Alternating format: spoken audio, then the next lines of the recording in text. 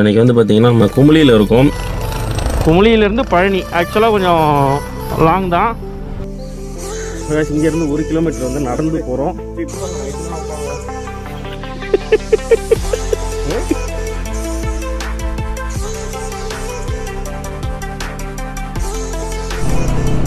So on the வேல வந்து கோடிலிங்கம் அப்படின்னு சொல்லிட்டு ஒரு சிவன் கோவில் சுருளி ஃபால்ஸ் பக்கத்துலேயே இருக்குது.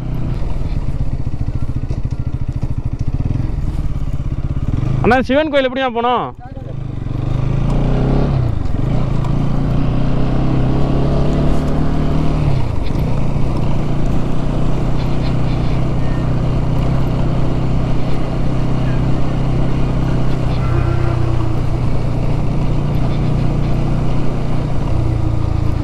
ஓகே, கோடிலிங்கம் சிவன் கோயிலுங்க.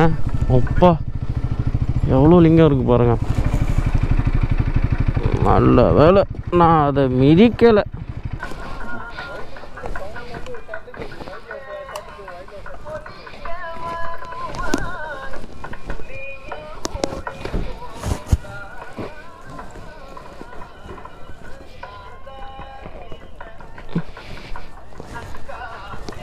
ஸோ கைஸ், திராட்சை தோட்டம் அப்படியே பக்கத்துலேயே.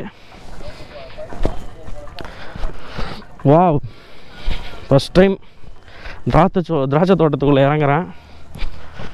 இப்போ இங்கே பாருங்கள், சூப்பராக இருக்குது. உள்ளே போய் பார்க்கலாம். உள்ளே ஃபுல்லாக சிவன் பக்தாஸ், உள்ளே நிறைய பேர் இருக்காங்க. வாவ், கொஞ்சம் குனிஞ்சு தான் போகணும், இல்லைனா ஹெல்மெட் இடிக்கும். இங்கே பாருங்கள், அப்படியே கொத்து கொத்தாக திராட்சை தொங்குதுங்க. இவ்வளோ திராட்சை, அப்பா அப்பா அப்பா.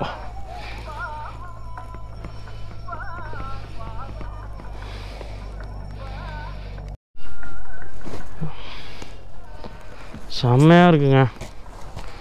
ஃபுல்லாக அப்படியே இங்கேருந்து அந்த கார்னர் வரைக்கும் அங்கே நிறைய பேர் நிற்கிறாங்க. கேமராவில் சரியாக தெரியாது. அங்கே வரைக்கும் எல்லாம் அந்த கோயிலுக்கு வந்தவங்க தான் எல்லாம் அந்த திராட்சை பார்த்துட்ருக்காங்க. ஒரு சிலர் பறித்து சாப்பிட்டு காலி பண்ணிகிட்ருக்காங்க. தோட்டத்துக்காரர் உட்காந்துருக்காரு, ஆனாலும் திராட்சைகள் பறி போயிட்டு தான் இருக்குது. சூப்பராக இருக்குது. எப்பப்போ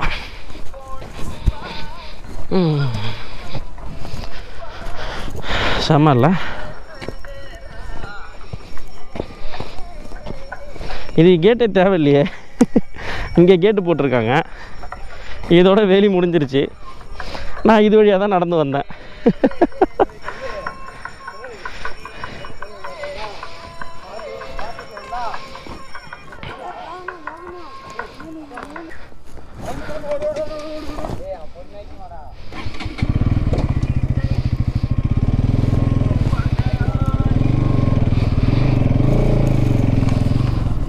அப்படியே பாருங்கள், ஃபுல்லாக லிங்கம் தாங்க.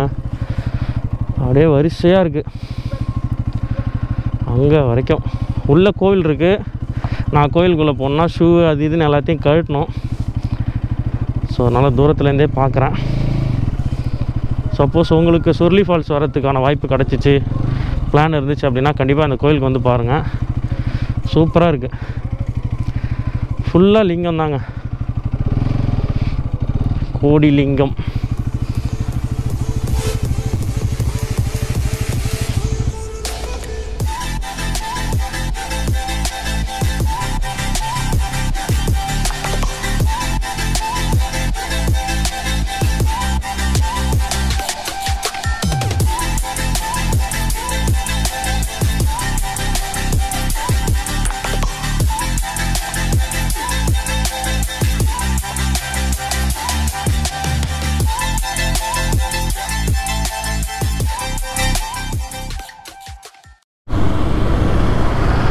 கைஸ், ஒரு சின்ன டீ பிரேக் எடுத்துகிட்டு ஸ்ட்ரைட்டாக கிளம்பிட்டோம். இன்னும் பழனிக்கு வந்து பார்த்திங்கன்னா 130 கிலோமீட்டர் இருக்குது.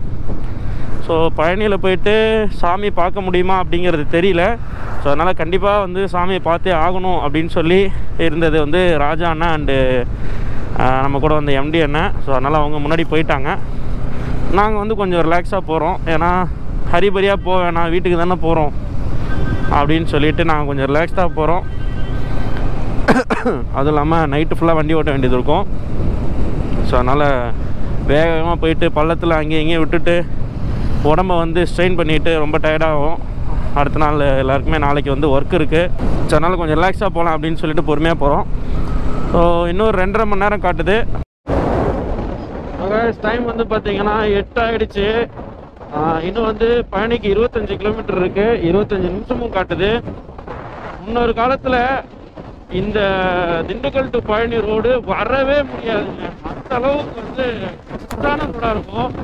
ஆனால் இப்போ பாருங்க அப்படியே திண்டிக்கிறாங்க, ஃபுல்லாக ஹைவே ஆகிடுச்சு. செமையாக இருக்குது, அப்படியே ஜாலியாக ஓடிட்டே போகலாம் போல் இருக்கு. ஆனால் இதுக்கு முன்னாடி இருந்த ரோடு ஐயோ கடுப்புங்க.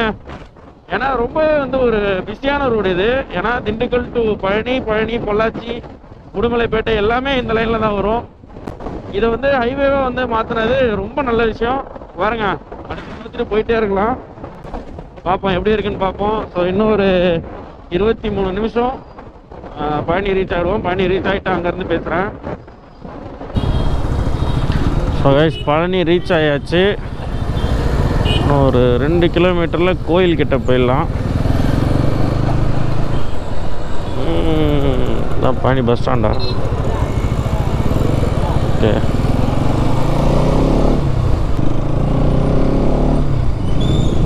ஆஹா, பழனி முருகன் டெம்பிள் எப்படி இருக்கு பாருங்க. மேலே ஏறி போகிற வழி எங்கும் கடையோ, அப்படியே கடையாக இருக்கு. என்ன கதைன்னு ஒன்றும் புரியலையே. சூப்பராக இருக்குங்க பார்க்குறதுக்கு நைட் டைமில். அதுவும்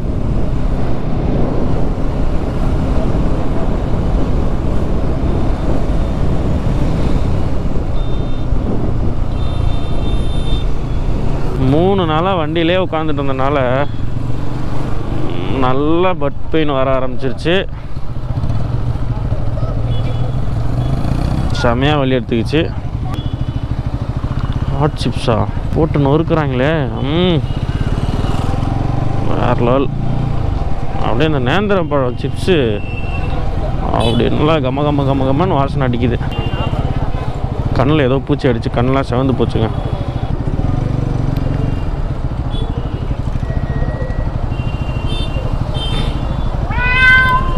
ஏய் என்ன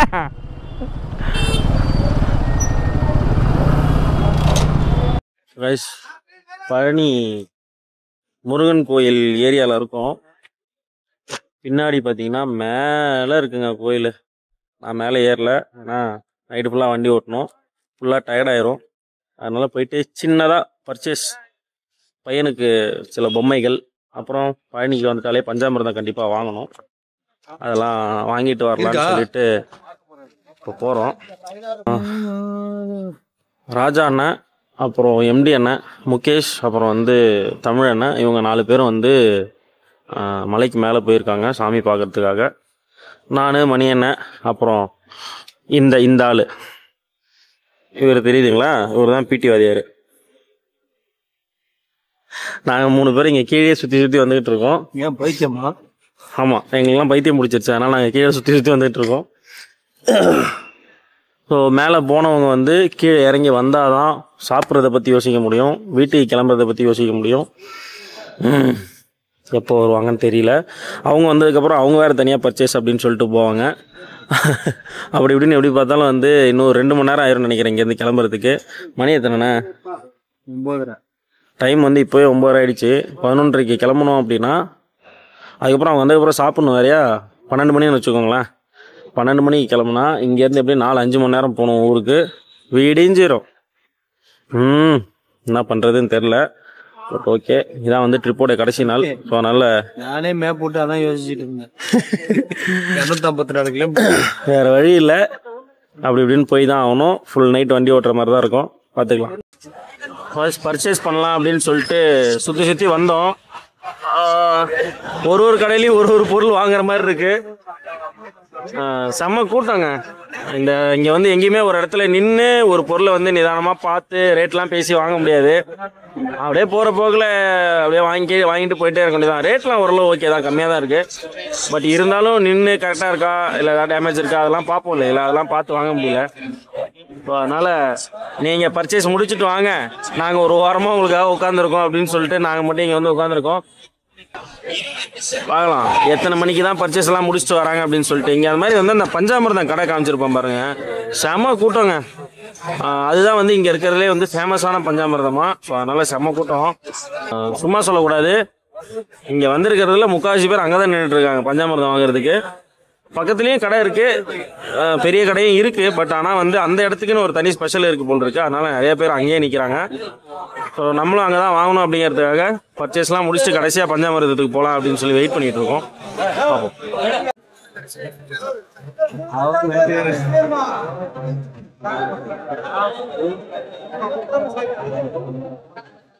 ரிட்டர்ன் வர அப்படியே டீ போல் மாதிரி பயணிக்கு வந்தோம். நாங்களும் பஞ்சாமிர்தம் வாங்குவோம். கடைசியா ஒரு வழியா வந்து தீபனனுடைய விடாமுயற்சினால, அண்ணனுடைய நல்ல மனசுனால பஞ்சாமிர்தம் எங்க எல்லாருக்குமே எனக்கு கிடைச்சிருக்கு. ஸோ கைஸ் அவ்வளோதான், பழனிலேருந்து கிளம்பிட்டோம். ஸோ இங்கேயே வந்து நைட்டு டிஃபனும் சாப்பிட்டாச்சு.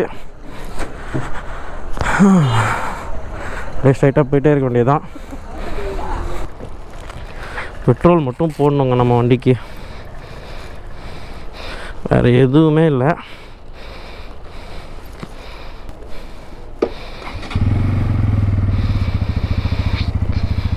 ஓகே, ஆக்சுவலாக இது வந்து கார் பார்க்கிங். நம்ம மட்டும் ஸ்பெஷலாக பைக்குக்கு பார்க்கிங் கேட்டு வாங்கியிருக்கோம். ஸோ ஃபஸ்ட்டு வந்து பெட்ரோல் போடணும், அதுக்கப்புறம்தான் பயணம். ஸோ இங்கேருந்து வந்து பார்த்திங்கன்னா பழனியிலேருந்து நம்ம வீட்டுக்கு இல்லை ஆக்சுவலாக நான் திருச்சி வரைக்கும் தான் மேப் போட்டிருக்கேன்.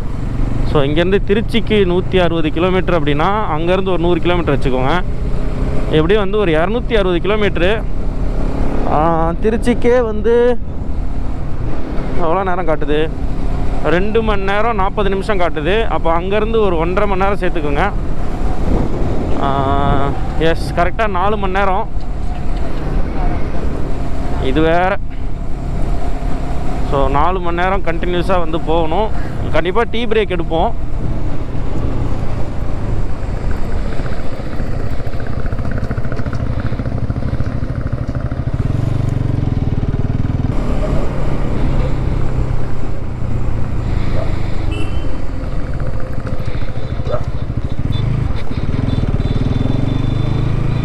பெட்ரோல் பங்க் எங்கே இருக்குது?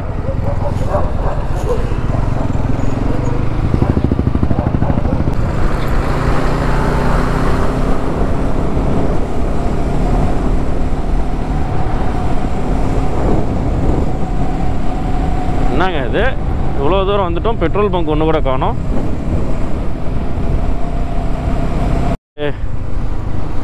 ஃபைனலாக பெட்ரோல் பங்கை கண்டுபிடிச்சிட்டேன்.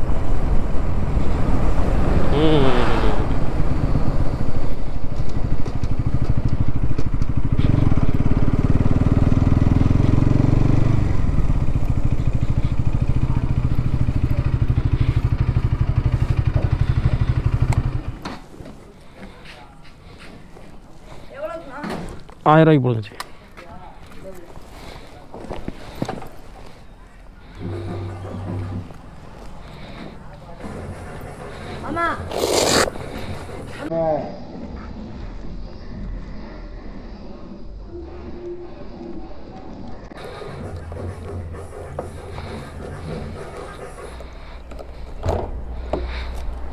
ஃபோன்பே வேணும், கேஷ் கொடுத்துட்றேன்.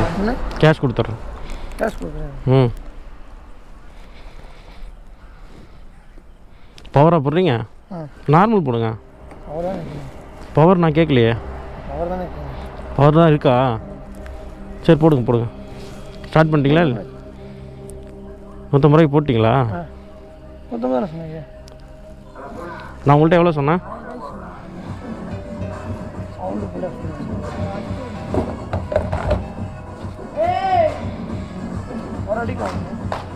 நார்மல் பெட்ரோல் இருக்கா இல்லையா? ஃபுல்லு இல்லையா? 1000 ரூபாய்க்கு போடுங்க.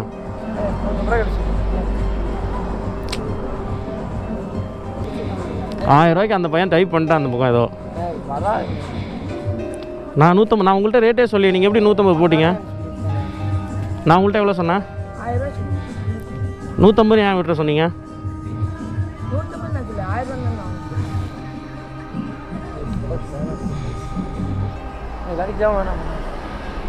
எனக்கு கரெக்டாக 1000 ரூபாய்க்கு போடுங்க. அது எப்படி 150 ரூபாய்க்கு அங்கே இருக்குது?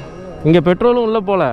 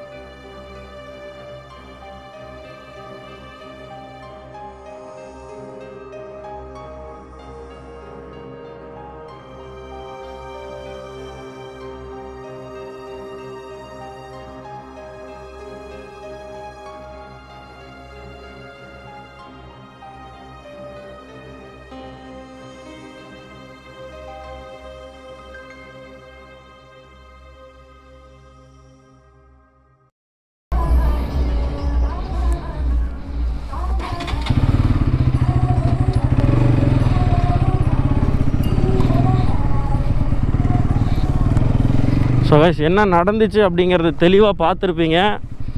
சரியான ஃப்ராடு பசங்க போட்டிருப்பானுங்க 150 ரூபாய் நாமத்தை.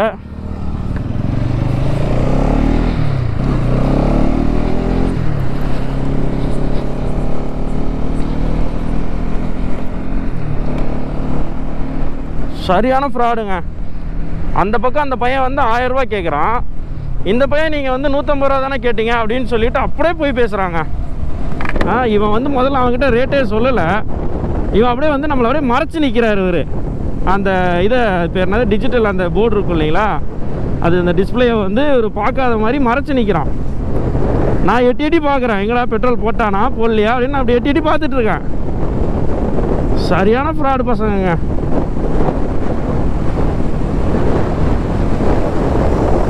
இது மட்டும் நான் இதுக்கே வந்து 150 ரூபாய்க்கு நான் பெட்ரோல் போட்டுட்டேன் அப்படின்னு சொன்னான். நான் உடனே கேள்வி கேட்ட உடனே எங்கே பெட்ரோல் உள்ளே போன மாதிரியே தெரியலையே அப்படின்னு சொன்ன உடனே மறுபடியும் 1000 ரூபாய்க்கு போட்டுட்டு சும்மா அப்படியே ஒப்புக்கு அந்த பையன்கிட்ட நீ 150 ரூபா கொடுத்துரு நாளைக்கு காலையில் ஓனர்கிட்ட அப்படின்னு சொல்கிறானுங்க. ஃப்ராடு பசங்க கையங்கலமாக மாட்டிக்கிட்டானுங்க.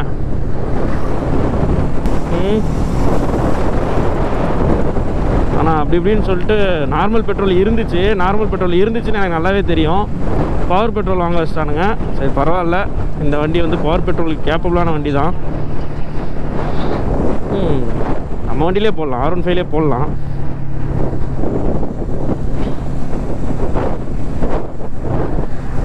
ஓகே, பெட்ரோல் பங்கு சண்டைலாம் ரொம்ப சகஜமாகி போச்சுங்க. ஏன்னா நிறைய இடத்துல நடக்குது, நிறைய இடத்துல நானே சண்டை போட்டிருக்கேன். அதனால் தூக்கி ஓரம் வச்சுட்டு நம்ம நேராக வீட்டுக்கு போகலாம்.